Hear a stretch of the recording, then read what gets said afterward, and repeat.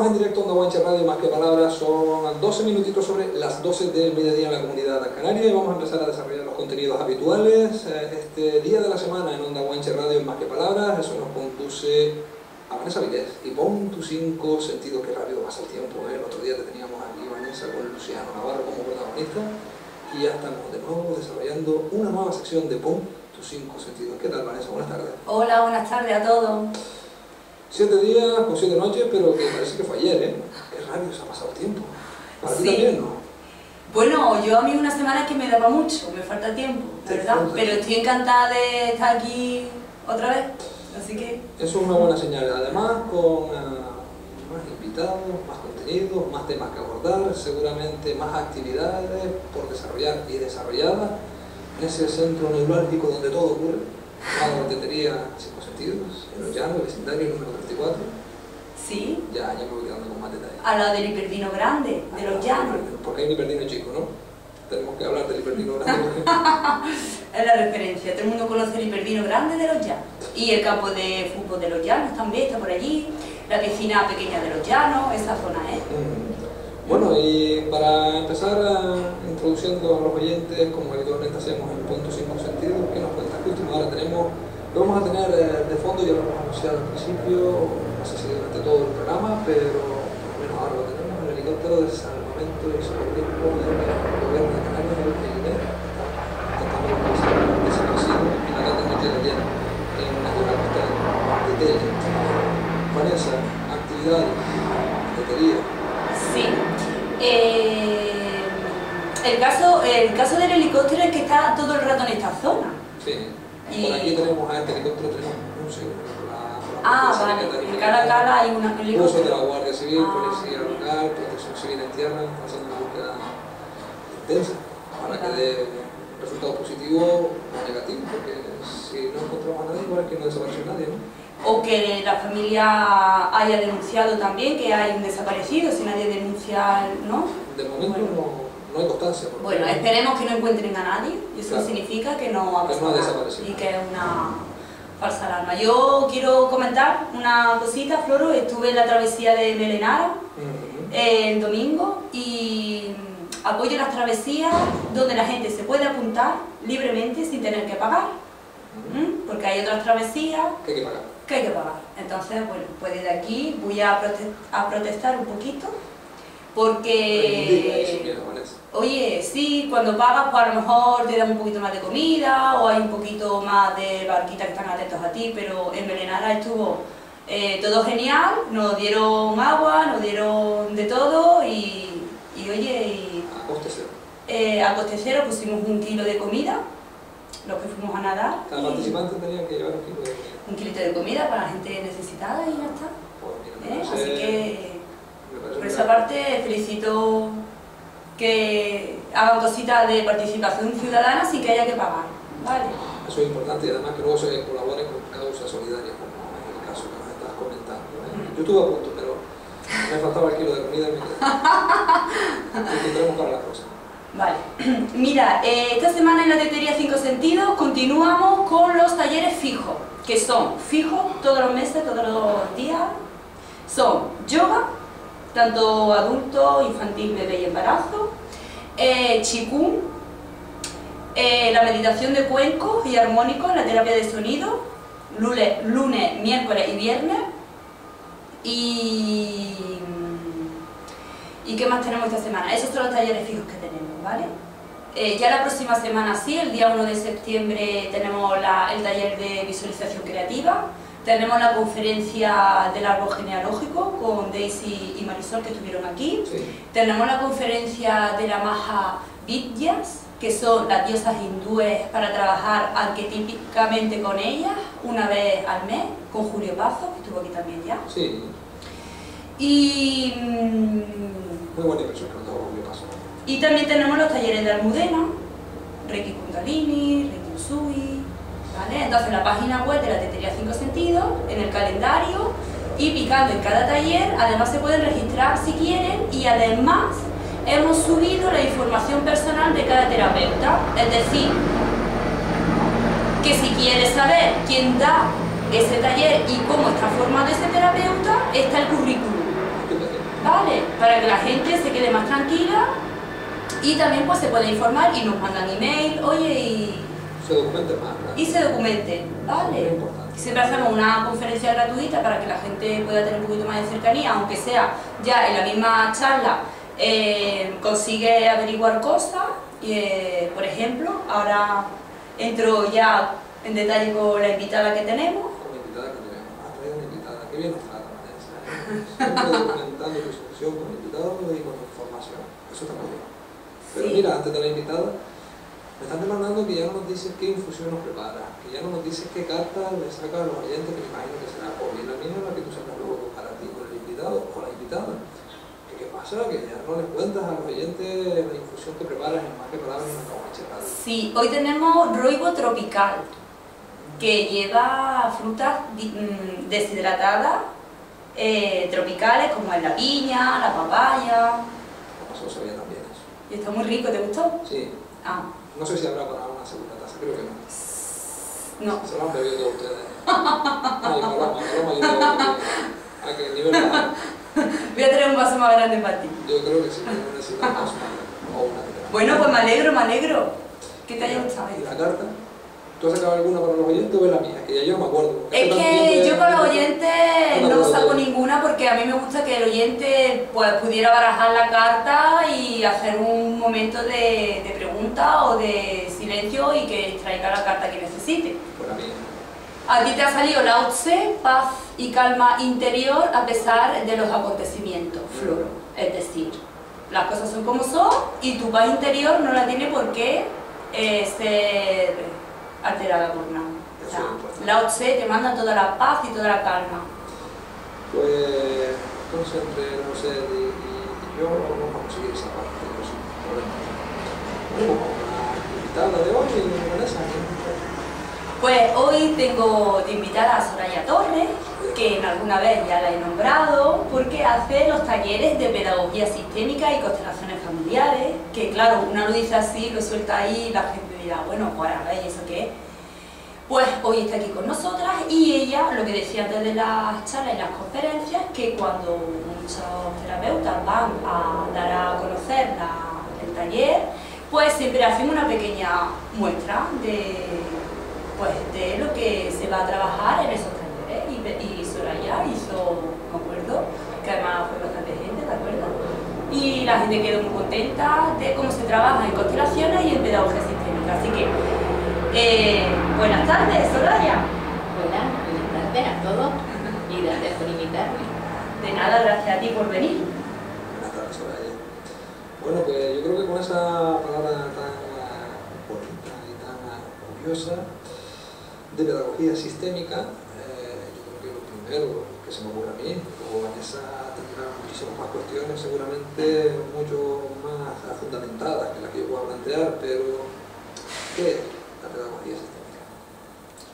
Bueno, pues mira, la pedagogía sistémica es una herramienta de diagnóstico visual que nos ayuda a darnos cuenta de cosas o situaciones que están en nuestra vida, en cualquier momento de nuestra vida. Surge a raíz de, bueno, pues de una terapia que se llama constelaciones familiares que desarrolla Bert Hellinger y bueno, pues Angélica Olvera, que es una mexicana que tiene una empresa que se llama Alcudec con su marido, al conocer a Bert Hellinger ve que esta es una herramienta fantástica para poderla llevar a la escuela, al aula, pero claro, en los colegios no está permitido hacer terapia. Entonces ella pues coge los principios de las constelaciones familiares y los adapta para poderlos utilizar en todo tipo de medios. Hoy en día se hace incluso a nivel empresarial.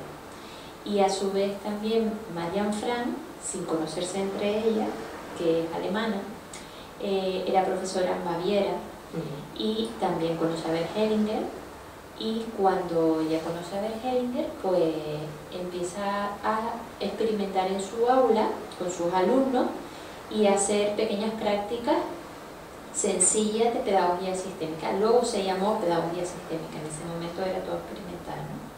Ella tiene un libro escrito con toda esa experiencia, creo que se llama Eres uno de nosotros, y bueno, pues en ese libro ella explica cómo mejoraba pequeñas situaciones de sus alumnos.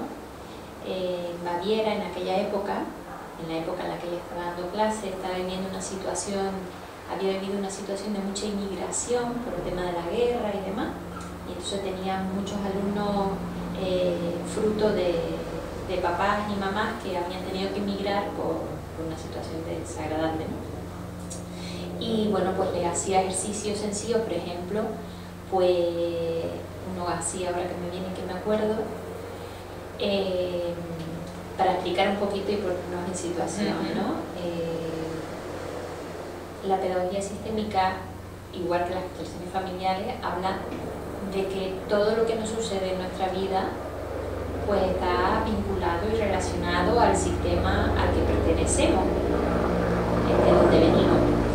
Entonces, bueno, todo el mundo habrá escuchado pues que alguien le ha dicho, oye, ese gesto que tienes o esa cosa que haces es igualito que tu tío o aquel o tu abuela o no, siempre hay, oye, pero es que mira el gesto ese que, y a lo mejor no lo conoces porque falleció o porque no tiene relación con él, y sin embargo tiene ese gesto que le recuerda a un familiar, ¿no? Entonces hay una herencia emocional, se habla, de hecho Rupert Sheldrake, que es un biólogo, ha estudiado el tema de los campos mórficos demostrando que la herencia emocional existe. Hay un montón de estudios ya que demuestran eso, ¿no? Y entonces, bueno, pues de alguna manera reproducimos la historia familiar de nuestros ancestros porque estamos vinculados a ellos y porque hay algo especial pues que nos une, a veces consciente, a veces inconsciente, a esa persona. Y bueno, ella trabajó todo el tema de la fuerza de nuestro clan, la fuerza del sistema, y de cómo la fuerza del sistema nos puede impulsar hacia donde nosotros queramos llegar. Nuestro primer eslabón, a ver, la sociedad está formada por sistemas, ¿no? Hay un sistema político, un sistema jurídico, un sistema laboral, un sistema familiar. Hay un montón de sistemas, en el gran sistema hay un montón de subsistemas. Entonces lo que dice esta herramienta, esta metodología, pues lo que dice es que nuestro primer eslabón, nuestro primer sistema es el de la familia, y que cuanto más ordenado estemos en nuestro primer sistema, el de la familia, pues más éxito vamos a tener en el resto, a donde queramos llegar, ¿no? Porque bueno, la sociedad tiene un montón de dificultades, la familia pues no siempre es fácil, ¿no? La comunicación, a veces hay situaciones duras, a veces hay destinos difíciles, y en todo eso pues tenemos escollos que nos impiden a lo mejor conseguir aquello que queramos. Y Marianne Frank, por ejemplo, una de las cosas que trabajaba era eso, ¿no? Porque imagínate lo que pasaría en esas familias que tenían que marcharse porque la guerra era inminente y era una desgracia, ¿no? Y perderían a familiares y todo lo que dejan atrás. Y entonces, bueno, pues uno de los ejercicios que ella practicaba era la fuerza del clan. Y le decía a sus alumnos, piensa en alguien que a ti te dé mucha confianza. Bueno, lo digo un poco de memoria, ¿vale? Que a ti te dé un poco de, a ti te dé mucha confianza o que te dé. Entonces pensaba a lo mejor en su padre, en su madre, en su abuela, en alguien que le daba mucha confianza, y decía, y ahora yo te voy a poner una silla detrás tuya y tú te vas a imaginar que tu papá o que tu tía o quien fuera está ahí sentado detrás tuya. Entonces, en este trabajo se dice que nuestro lado derecho a la parte que corresponde a la familia paterna y nuestro lado izquierdo a la materna, es decir, lo masculino y lo femenino. Entonces ella colocaba la silla en función a si era pues lo masculino y lo femenino. Si decía, pues mi abuelo paterno, bueno, pues detrás de su lado derecho. Y eso, pues, ella hacía prácticas de ese tipo, y a lo mejor le ponía ejercicios de matemáticas o algunos ejercicios que tuvieran los niños alguna dificultad o no, y entonces veía los resultados de lo que tenía esa pequeña experiencia, ¿no? De trabajar con la fuerza del clan.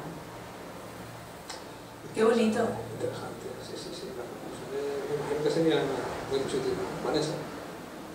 Nada, aunque me ha encantado todo lo que está comentando, se puede entender bastante bien. Bueno, pues el tema de que muchas veces poniéndonos en situaciones revivimos los momentos y se activarán ciertas cosas en nuestro sistema, tanto físico, químico, mental y emocional, que te abre esas posibilidades de poder, pues que te entre más conocimiento, que claro. El apoyo, ¿no? Como decía, de ese familiar también.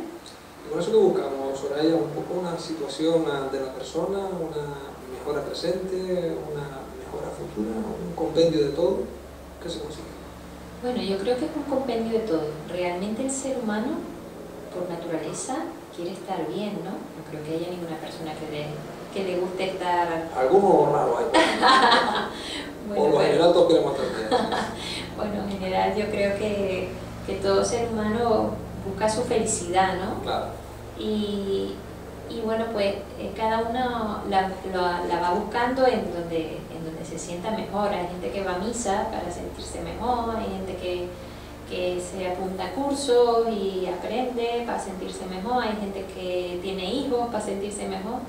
Y bueno, pues esta es una forma más de encontrar un bienestar en el momento actual, en el momento presente. Porque normalmente estamos mucho en el pasado, pensando en lo que dejé sin hacer o me hubiera gustado hacer o aquello que me pasó, que ya no lo podemos cambiar, o en el futuro, lo que voy a hacer, lo que quiero hacer, que no existe. Entonces hay que trabajar para vivir el momento presente y disfrutar el momento presente, sabiendo que la mente es la que nos distrae de eso, ¿no? La mente nos distrae y nos lleva por otro derrotero. Entonces, eso es un poco un compendio de todo. Un compendio de todo, que buscamos finalmente el equilibrio personal, ¿no? Estar en un término medio, que decimos normalmente, ni eufórico, ni que estado de ánimo estable. Desde luego que el equilibrio es la palabra clave, porque como decía Vanessa, somos cuerpo, mente y emociones o partes más profundas, y bueno, pues a veces mi mente me dice una cosa, mi emoción me dice otra y mi cuerpo hace otra. Entonces o hay veces que mi mente y mi emoción van a la par, pero luego mi cuerpo hace otra, bueno. Incluso inconscientemente, muchas veces, ¿no? No sabemos, yo creo que eso de diferenciar exactamente cuando es la mente o cuando es la emoción, ahí hay que trabajar un poco para realmente decir, en mi mente o lo ves fácil eso. A mí me cuesta, realmente, muchas veces. Bueno, decir, realmente una conexión contigo mismo, con tu cuerpo, con tus sensaciones, ¿no? Un entrenamiento personal, de no tener miedo a mirar hacia el interior y de no asustarse, de confiar de que la respuesta de todo ser humano está dentro y solo necesita un empujón o un poco de confianza para darse cuenta. Entonces, cuando uno se da cuenta que está muy disgregado, porque cuando la mente va por un lado o por otro, estamos muy disgregados, pues a lo mejor toca empezar a hacer algo, empezar a hacer alguna cosa para que por lo menos empiecen a darse la mano de vez en cuando, ¿no? Y que yo cuando por la mañana me levanto, me asomo a la ventana como el día de hoy, digo, wow, qué precioso está el día para irse a dar un paseíto por la playa. Y luego viene el pensamiento, como las moscas esas que vienen así las cojoneras, lo puedes decir, a darnos el coñazo y dice, qué pereza ahora vestirme, o qué pereza ahora coger el coche, bueno, voy a hacer otra cosa. Y entonces no he seguido mi primer impulso, que es, me voy a dar un paseo por la playa, ¿no? Que a lo mejor eso me ayuda, me revitaliza y ya me deja contenta el resto del día. Y entonces, bueno, pues con esa pereza y tal, hago otra historia distinta. Mi cuerpo, mi pensamiento me dice una cosa, mi sentimiento iba a la par y resulta que mi acción, mi movimiento es otro.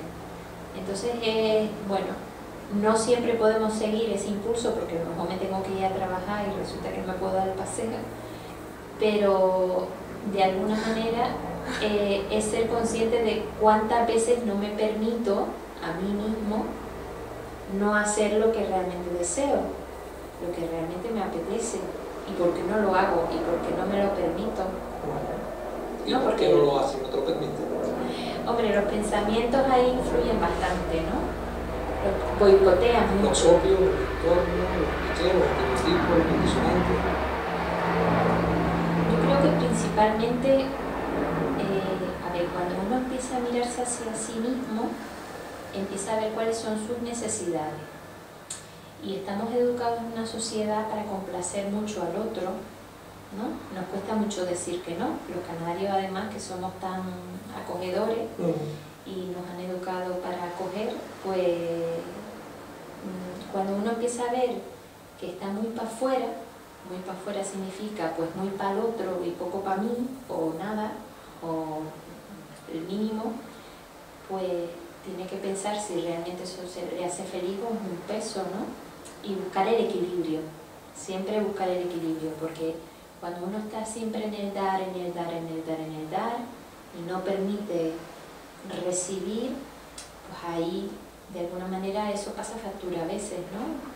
No es como que se vacía, nos vaciamos. Es un desequilibrio, ¿no?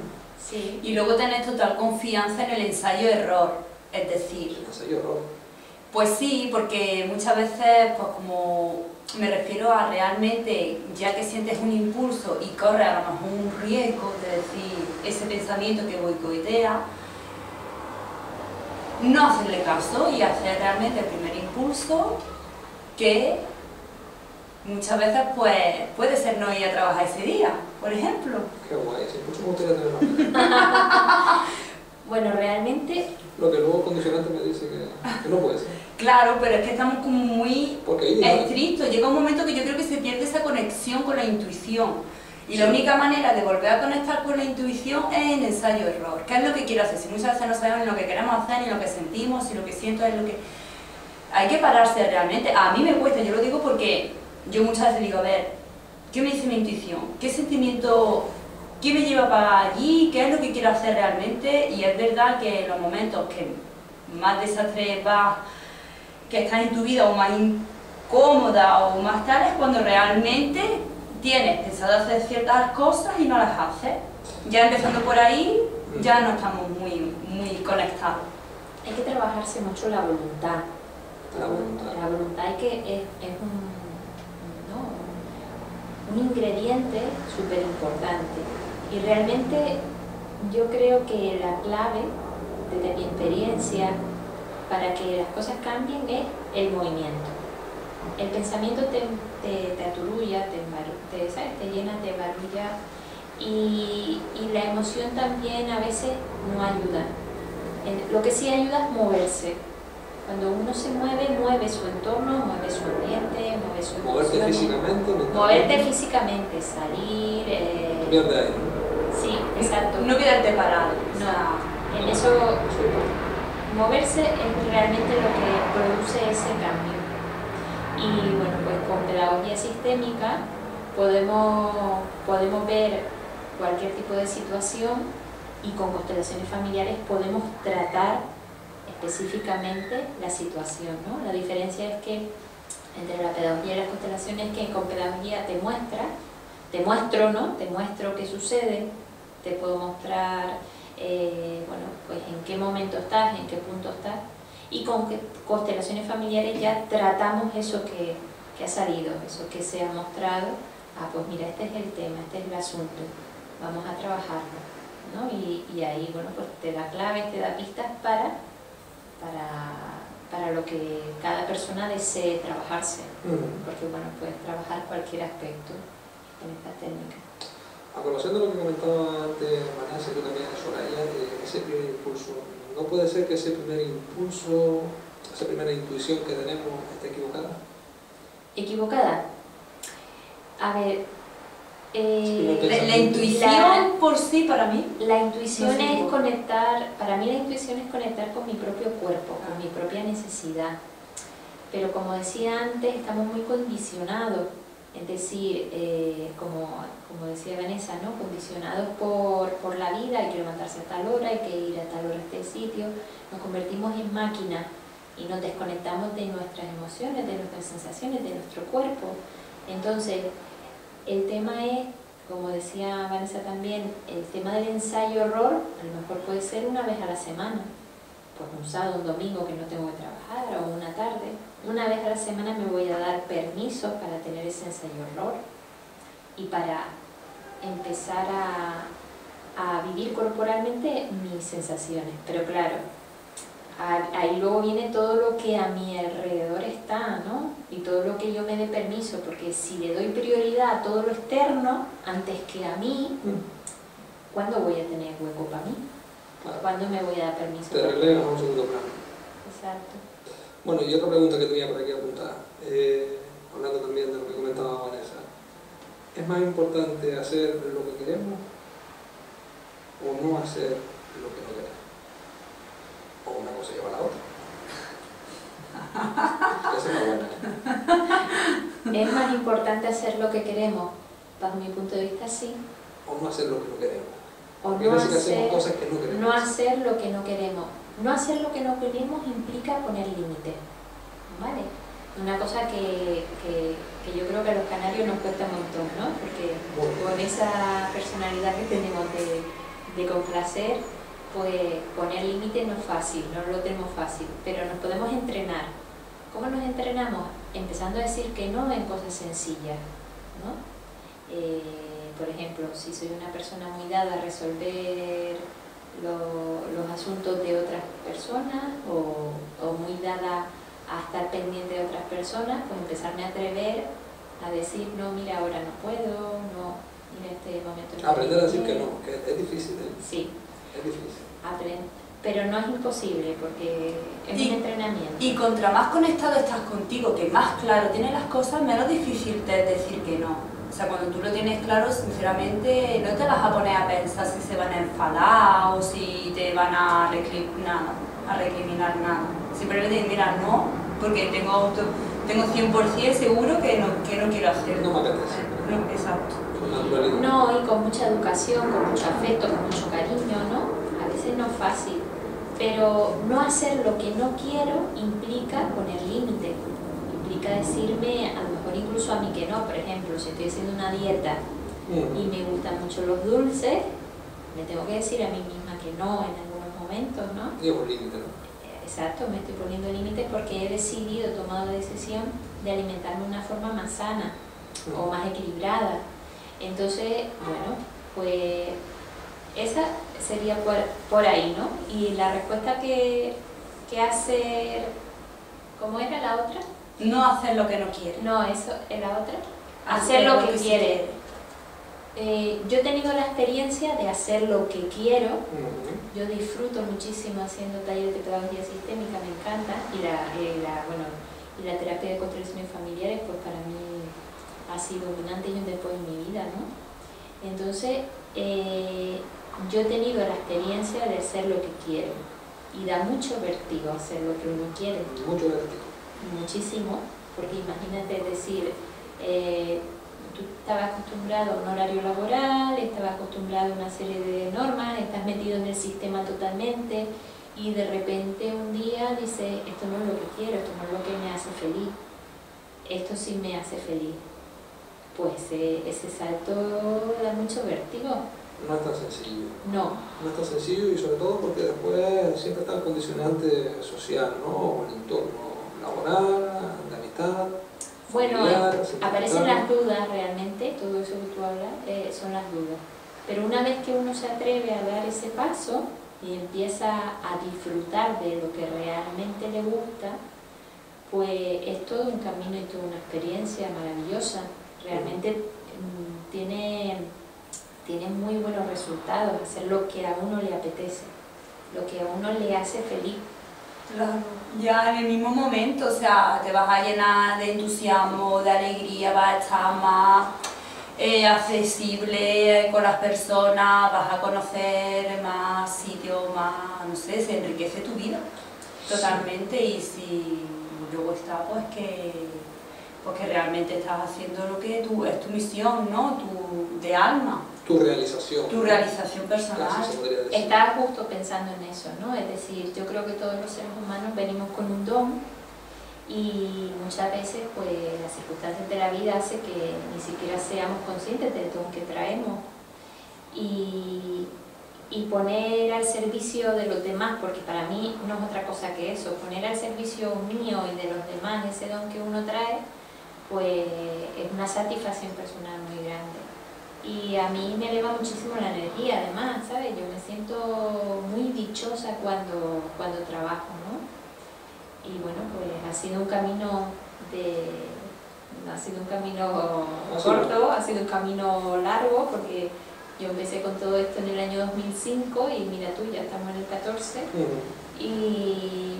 Pero ha sido muy gratificante realmente y he aprendido mucho y he crecido mucho también, ¿no? Esta actividad de la que hablamos, la pedagogía sistémica, es pionera en Canarias, ya se trabajaba anteriormente. ¿Qué experiencia hay en nuestra tierra de este sistema? Mira, en España la trajo Amparo Pastor Bustamante, una psicóloga de Madrid, que fue con la que yo me formé en el año 2001, si mis fechas no me fallan. Ella se fue a formar a México y luego empezó a divulgarla aquí. Y aquí en la isla la formación empezó en el año 2007. Ya se habían hecho cosas en el año 2006, en el 2005. Yo recibí una formación en el año 2005 de una semana donde me enamoré perdidamente, la verdad, porque conecté mucho con la técnica. Y luego en el 2007 empezó la formación hasta el 2010. Y bueno, pues ahí salió la primera promoción de gente que se formó con Amparo y a raíz de ahí pues han ido saliendo distintas cosas. Este año organicé las primeras jornadas de pedagogía sistémica que tuvieran un éxito y una acogida muy interesante. ¿En la isla? En la isla, sí. ¿Lo hiciste dónde? En Ingenio, en Carrizal de Ingenio, en el teatro. Y bueno, pues traje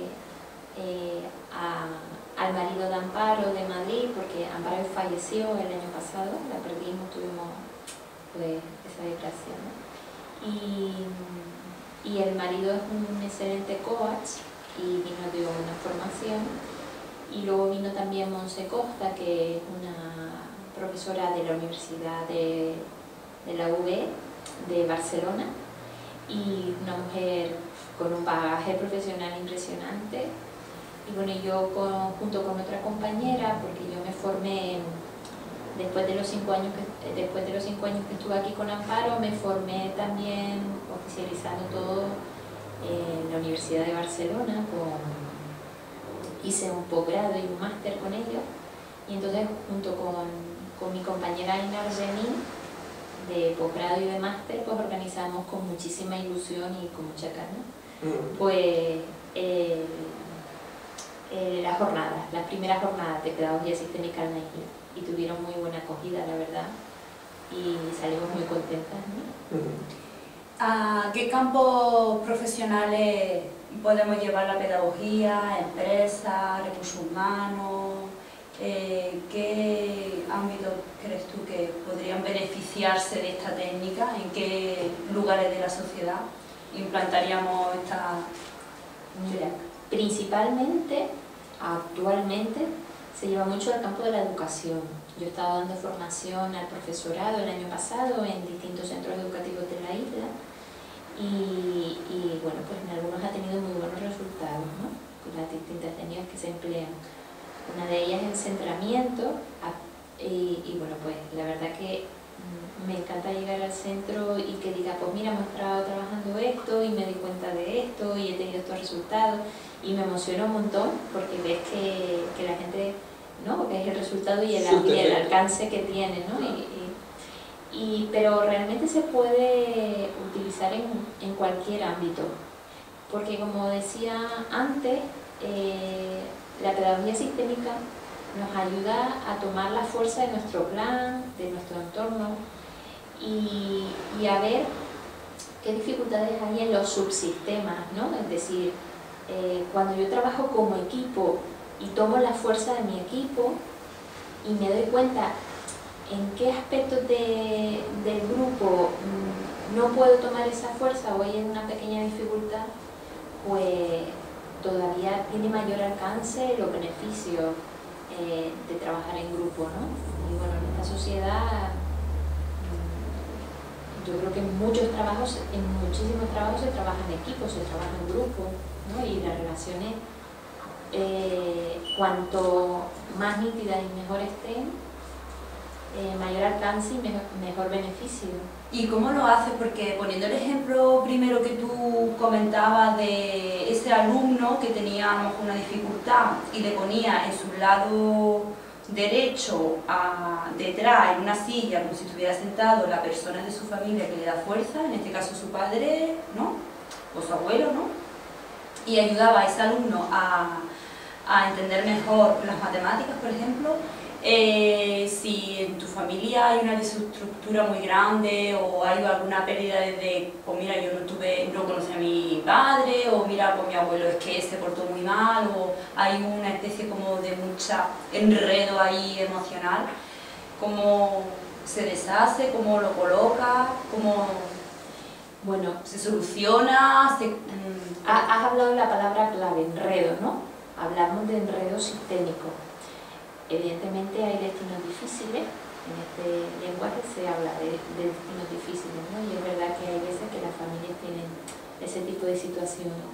Entonces, lo primero es colocar mis emociones, es decir, ¿qué implica para mí? Pues no haber tenido una buena relación o no haber tenido una relación pues, con un padre o con una madre, o haber tenido una mala experiencia con una violación, por ejemplo, ¿no? Hay situaciones difíciles en nuestra vida que no nos gusta mucho tocarlas ni mirarlas por el dolor y el daño que nos causa, o la rabia, ¿no? Entonces, lo primero sería trabajar la parte emocional. Y una vez se trabaje la parte emocional, ¿cómo la trabajamos? Bueno, se puede trabajar tanto con pedagogía sistémica para ver pues, qué pasó, qué situación pasó y mirarla, como con constelaciones familiares, que sería ya trabajar un poquito más profundo, entrada, pues por qué ese papá se tuvo que ir, o por qué yo tuve que vivir esa situación en la que abusaron de mí, ¿no? Entonces se trabaja primero la parte emocional para colocar las emociones, porque es muy importante poder mirarlas para colocarlas y sanarlas. Y después ya se puede trabajar la fuerza del clan, ya una vez colocadas, porque claro, si, a ver, tú puedes trabajar la fuerza del clan, por ejemplo, la fuerza de lo masculino, ¿no? De mi padre, de mi abuelo, imagínate que hubieran sido negociantes, pues si en el linaje de la familia el negocio está, pues yo también lo llevo, eso también forma parte de mí, entonces, pero a lo mejor no lo he desarrollado, ¿no? Por lo que quiera que sea. Pues, pero si yo tengo una deuda, entre comillas lo de deuda, ¿no? Pendiente con mi padre, por ejemplo, porque un día dejé de hablarle y ya nunca más, pues primero tendré que sanar y colocar esas emociones para luego tomar la fuerza para que te puedan ayudar a continuar para adelante, ¿no? Sabiendo que tu familia, pues de algún modo... Es colocar esas emociones en realidad, ¿no? Porque a lo mejor esto no va a implicar que tú te vayas a ver con tu padre ahora todos los días y vas a hablar con él todos los días, simplemente que tú estés en paz con eso que sucedió hace 5 o 10 años, los años que fueran, ¿no? Porque realmente, bueno, pues si nos fijamos, el que nosotros sigamos viviendo en el momento actual algo que pasó hace 5 años, es como vivir en presente algo del pasado, algo que ya no está, que ya no existe. Y una cosita, por ejemplo, personas que a lo mejor no han sanado con los padres, porque claro, estamos hablando siempre de los de donde descendemos, pero hay, veo en algunos casos que muchas veces los padres con los hijos, ¿no? Es posible que lo que tú no sanes como hija lo hagas luego como madre o como padre. ¿Qué sucede ahí? Porque volvemos a hablar de herencia emocional. Y bueno, en este trabajo se dice que lo que no resuelve una generación, lo resuelve la siguiente. Normalmente se salta una. Por ejemplo, ¿no?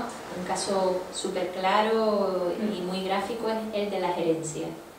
Por ejemplo, si bueno, pues fallecen los padres, se reparte la herencia, y imagínate que se quedan unos papeles sin firmar, algo que había que firmar y no se firmó porque no hubo acuerdo y no se pusieron de acuerdo.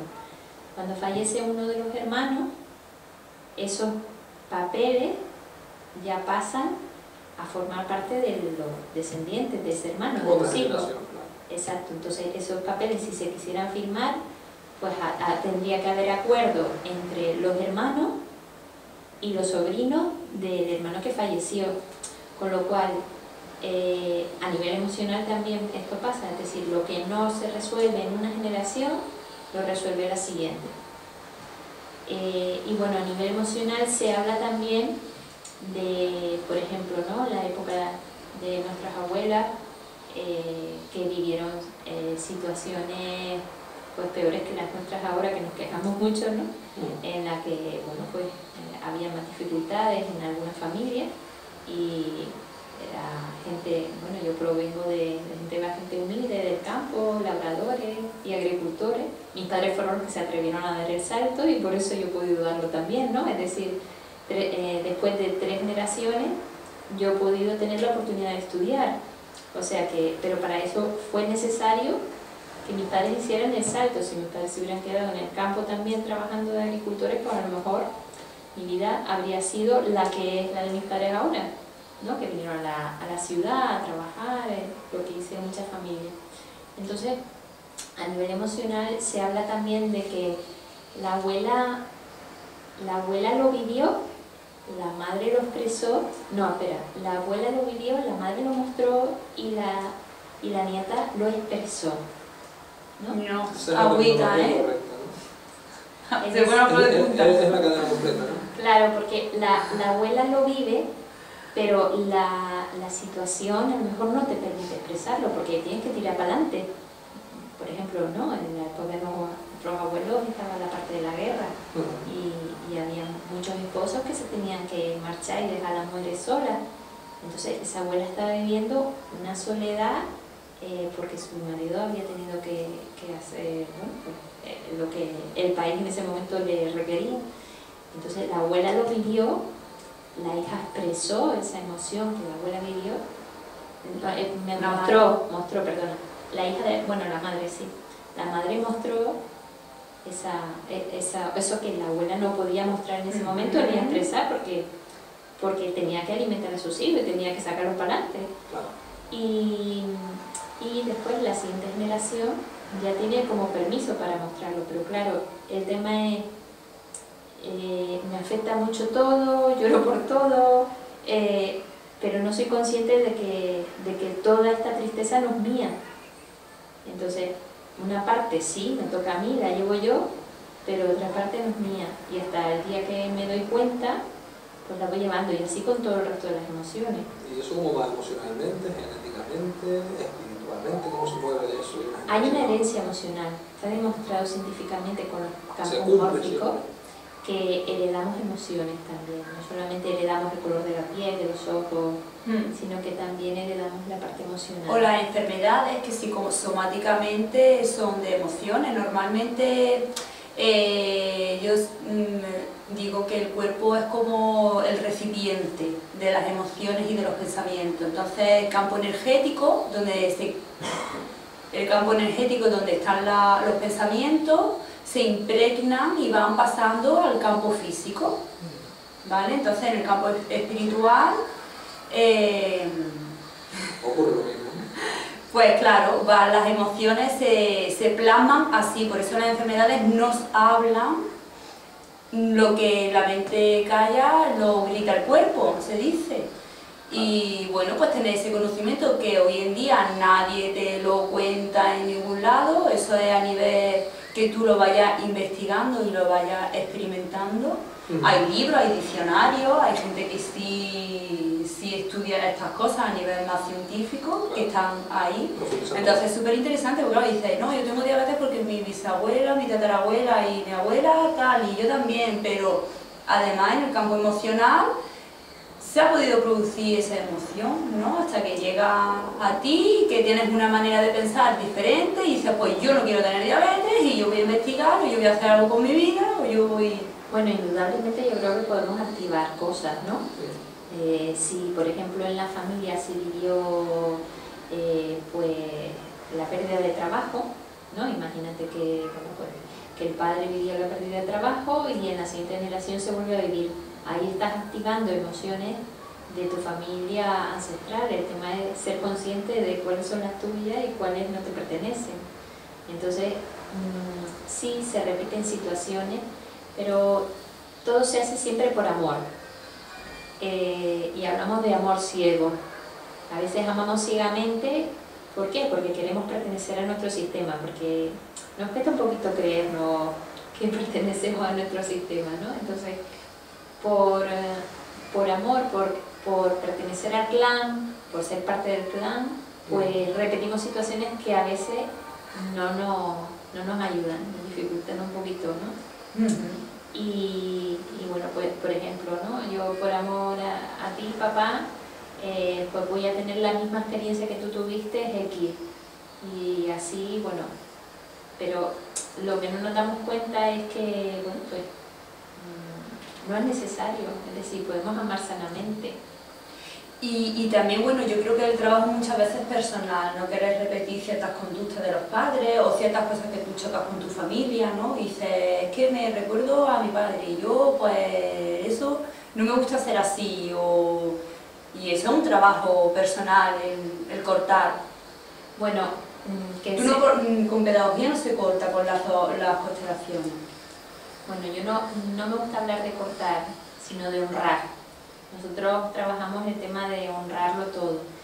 Y bueno, una cosa que yo he visto con este trabajo es cuanto más yo rechazo algo, más lo voy a manifestar. Cuanto más rechace algo yo de mi padre o de mi madre, más me voy a convertir en eso. Entonces el tema es honrar de qué manera, pues mira, así fue y así es. Bueno, ahora podemos tener la oportunidad, cuando tengamos ahora el próximo taller que vamos a tener en la tetería, de experimentarlo, ¿no? De experimentar todo esto, de soltar, pero con mucho respeto. No es, venga, te doy tu rabia, ¿no? Que no la quiero, ¿no? Entonces, es decir, es como un desprecio, con rabia, ¿no? Eso suena muy bien, pero es muy complicado de conseguir hacer, ¿eh? Pero no, es conectar con el corazón realmente. Conectar con mi humildad y con toda la grandeza que hay en nuestros padres, a pesar de que se hayan equivocado en algunos momentos, ¿no? Que si además luego somos padres nos damos cuenta de todos los errores que nosotros también cometemos porque no somos perfectos, y es conectar con el corazón y decir, bueno, pues no lo supo hacer mejor, lo hiciste lo mejor que pudiste. Y yo creo que para una madre o un padre, una de las frases más sanadoras que hay es, lo hace lo mejor que puede. Eso es súper liberador, ¿no? Lo haces lo mejor que puede. Pero bueno, ahora que te das cuenta de que está esto, ¿quieres hacer algo con esto? ¿Te gustaría hacer algo distinto?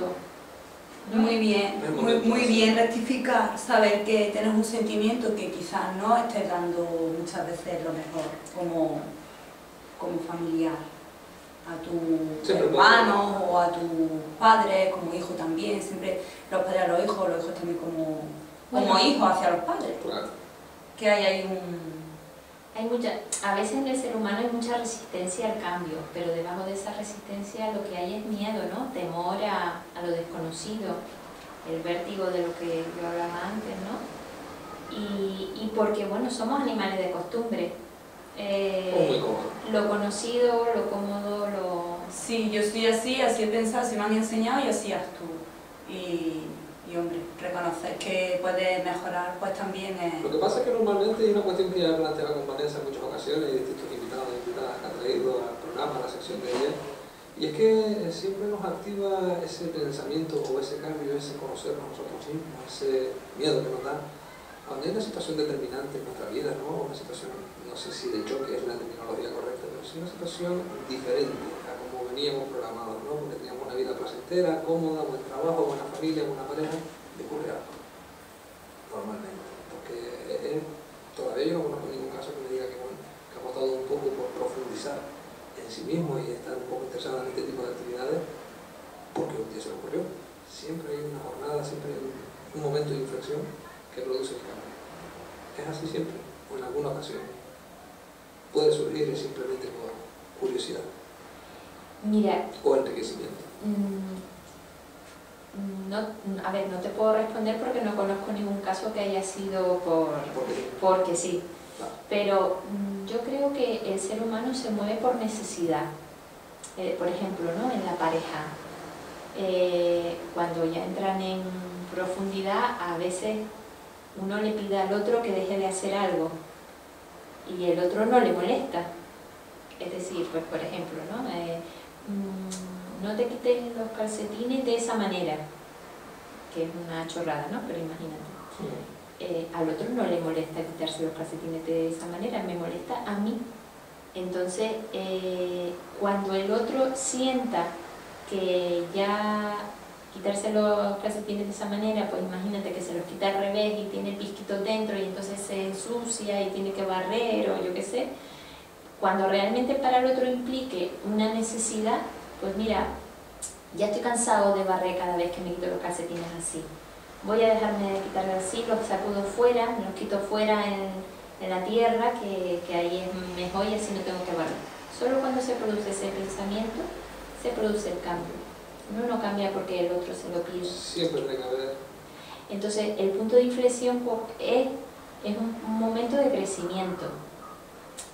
En el sentido de que en ese momento es la mosca, ¿no? Que viene y dice, jolines, con lo bien que yo estaba y ahora tener que pasar por esto, ¿no? Por esta situación que a veces son muy gordas, en situaciones, pues la muerte de una persona muy querida o cualquier historia, ¿no? Pero en realidad, cuando somos conscientes de que eso es un nuevo crecimiento para nosotros, un nuevo aprendizaje, y lo tomamos ese aprendizaje, avanzamos muchísimo como personas. Pero esa necesidad se produce ahí, por ese punto de inflexión. Dentro de ti, en ti. Claro, por un malestar que hay y dice, ya no quiero seguir así, ya no me siento bien con esto. Me apetece... Coincide con lo que hemos hablado en otras ocasiones, ¿no? Coincide ese pensamiento. Y normalmente la receptividad de la gente a la que tú te diriges con estas actividades y demás es siempre positiva, es buena, tiene un grado de satisfacción después y de complemento consigo mismo importante, o hay alguna situación de rechazo, alguna situación en la que no están cómodos con estas actividades. Mira, yo he tenido muy buenas experiencias, te puedo contar de cuando trabajaba, yo soy trabajadora social también, y cuando trabajaba en los colegios a veces tenía, pues tuve alguna intervención con alguna mamá, y bueno, pues luego al tiempo venían y me hacían la devolución, porque claro, lo que tú dices, en ese momento tú no sabes qué es lo que pasa.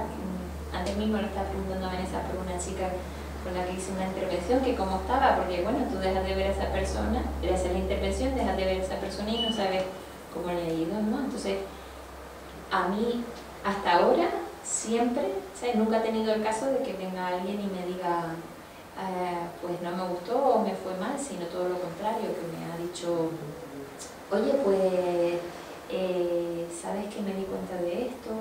O sabes que me pasó aquello, y bueno, siempre ha habido una mejoría, siempre ha habido una mejoría. Porque te muestra tu escenario en tu relación familiar, abarca un campo de visión que te amplía conocimiento. Y porque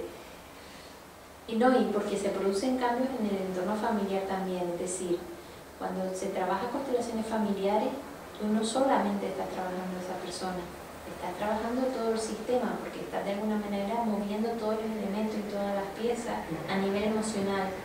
Entonces, cuando tú haces una constelación, se produce en cambio en la familia y que a luego te veces sorprende. cosas que no te esperas, ¿no? Situaciones que no te esperas.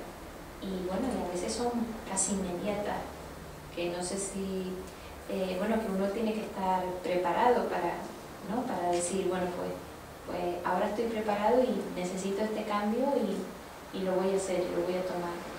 Y luego también estuve dando talleres con personas con dificultades de servicios sociales y montamos talleres de pedagogía sistémica donde trabajé toda la parte emocional y bueno, pues fue una pasada, fue precioso los talleres y la devolución de las personas.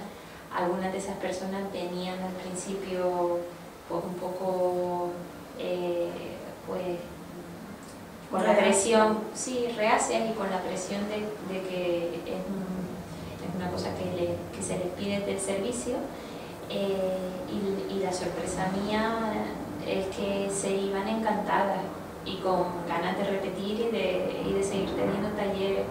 O sea que yo creo que, bueno, Siempre a favor, hombre, si trabaja a lo mejor el nudo ahí hay que soltarlo, ¿no? Si tienes algún nudo familiar o alguna situación incómoda, pero sí es verdad que cuando realmente tú quieres que tu vida mejore, eres capaz de hacer pues esos cambios. A ver, tenemos por aquí algún oyente que está poniendo en contacto con nosotros a través del WhatsApp para plantearle alguna duda a Soraya Sí. y a Vanessa, ¿vale? De lo que estábamos hablando. Me imagino que tú vendrás por el tema de la... ¿Podemos hablar más alto, todo? Porque estamos hablando muy bajo. No sé, a lo mejor estoy un poquillo sorda, sí. No, puede ser que a lo mejor el volumen de la radio no esté muy alto, pero bueno, yo lo voy a intentar, ¿eh? Que mi cuerda vocal ya no da para mucho. Esto de no parar ni en agosto, los chicas tienen lo que tienen. Mira, vamos a ver. Cuando una familia detecta que su hijo es gay, ¿no? ¿Qué pasos debe seguir la familia? Hay algunas que lo desprecian. Es mi caso. Tienen que hablar con los padres para hacer una concienciación, tienen que hablar con el hijo en este caso, se tienen que encontrar todo, cómo se conduce este tipo de situaciones y si son habituales este tipo de confrontaciones. Por no entender, porque son a lo mejor padres ya con una determinada, con una educación determinada y se produce una situación de choque, que a lo mejor es una bella persona, pero simplemente por su condición sexual se siente desplazada, ¿no? ¿Qué soluciones podríamos encontrar? bueno, primero que nada agradecer al oyente que nos haga la pregunta, ¿no? Y bueno, yo creo que lo primero de todo es ser consciente qué emociones me produce descubrir que mi hijo no sigue la pauta, es decir, cuál es la pauta, lo tradicional, lo conservador,